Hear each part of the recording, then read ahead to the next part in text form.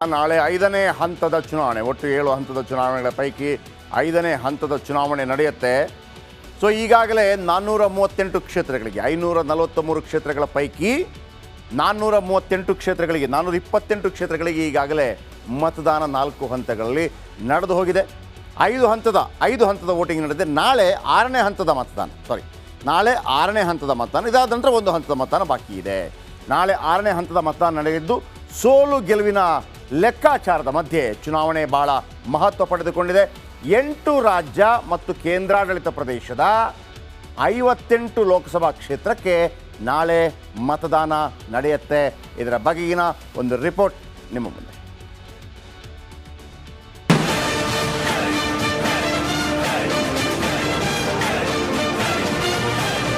ಲೋಕಸಭಾ ಸಮರ ಕ್ಲೈಮ್ಯಾಕ್ಸ್ ಹಂತ ತಲುಪಿದೆ.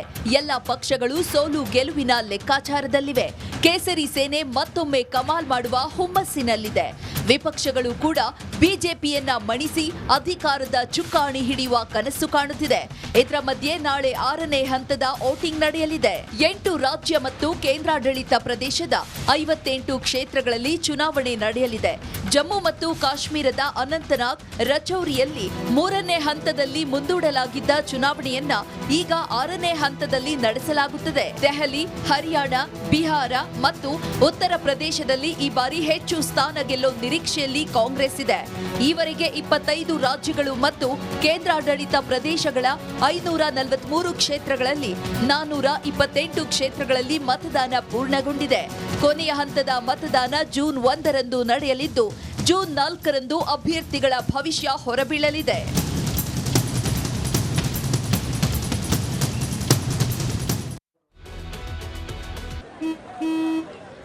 ನಡಿ, ಈಗ ಶುರು ಮಾಡೋಣ.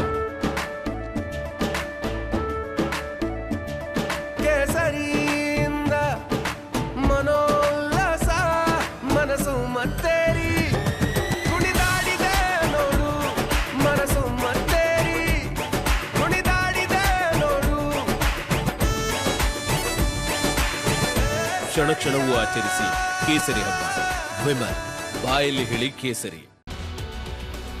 ಒಟ್ಟು 7 ಹಂತದ ಮತದಾನ, ನಾಳೆ 6ನೇ ಹಂತದ ಮತದಾನ, ಕೊನೆಯ ಹಂತದ ಮತದಾನ 1ನೇ ತಾರೀಕು ನಡೆಯುತ್ತೆ. 4ನೇ ತಾರೀಕು ನಿಮ್ಮೆಲ್ಲ ಚುನಾವಣೆಯ ಮತ ಎಣಿಕೆ ಕಾರ್ಯ ನಡೆಯುತ್ತೆ. 4ನೇ ತಾರೀಕು ನಮಗೆ ಗೊತ್ತಾಗುತ್ತೆ ಯಾವ ಪಾರ್ಟಿ ಎಷ್ಟು ಕ್ಷೇತ್ರಗಳನ್ನು ಗೆದ್ದುಕೊಂಡಿದೆ. 6ನೇ ಹಂತದ ಮತದಾನಕ್ಕೆ ಪ್ರಚಾರ ಕಾರ್ಯ ಅಂತ್ಯಗೊಂಡಿದೆ.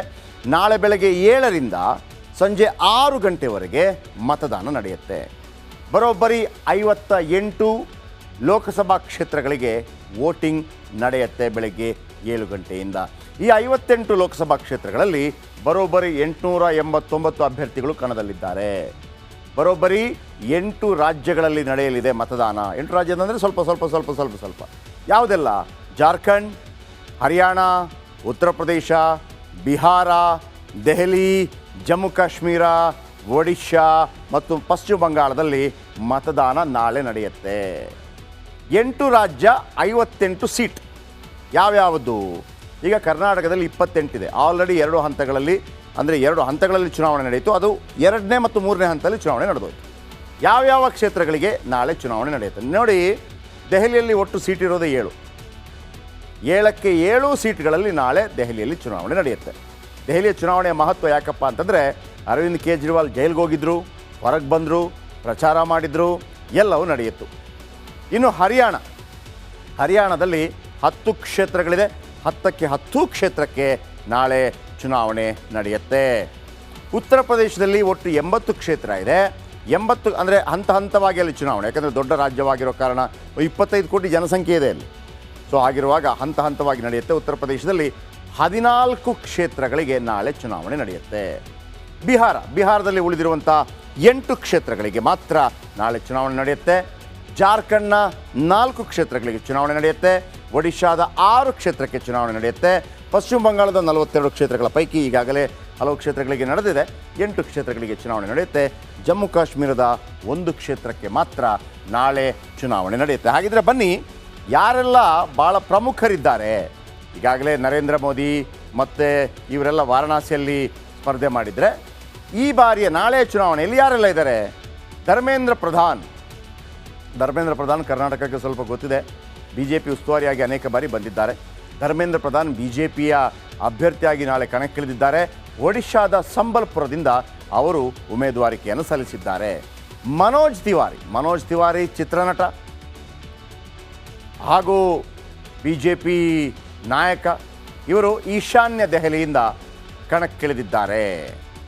ಇನ್ನು ಒಂದು ಕಾಲದಲ್ಲಿ ಭಾಳ ಫೇಮಸ್ ಆಗಿದ್ದಂಥ JNU ಸ್ಟೂಡೆಂಟ್ ಕನ್ಹಯ್ಯ ಕುಮಾರ್ ನಂತರ ಕಾಂಗ್ರೆಸ್ ಸೇರ್ಪಡೆಯಾದರು. ಇವರು ಕೂಡ ಈಶಾನ್ಯ ದೆಹಲಿಯಿಂದ ಕಣಕ್ಕಿಳಿದಿದ್ದಾರೆ. ಕನ್ಹಯ್ಯ ಕುಮಾರ್. ಮನೇಕಾ ಗಾಂಧಿ ರಾಜೀವ್ ಗಾಂಧಿಯವರ ಸಹೋದರ, ಸಂಜಯ್ ಗಾಂಧಿಯವರ ಪತ್ನಿ, ಈವನ್ ಇಂದಿರಾ ಗಾಂಧಿಯವರ ಸೊಸೆ ಕೂಡ. ಇವರು ಬಿ ಜೆ ಪಿಗೆ ಸೇರಿದ್ದಾರೆ. ಸುಲ್ತಾನ್ಪುರದಿಂದ ಅವರು ಕಣಕ್ಕಿಳಿದಿದ್ದಾರೆ. ಇನ್ನು ಮೆಹಬೂಬಾ ಮುಫ್ತಿ ಒಂದು ಕ್ಷೇತ್ರ ಅನಂತನಾಗ್ PDPಯಿಂದ, ಅನಂತನಾಗ್ನ ರಜೌರಿಯಿಂದ ಅವರು ಕಣಕ್ಕಿಳಿದಿದ್ದಾರೆ.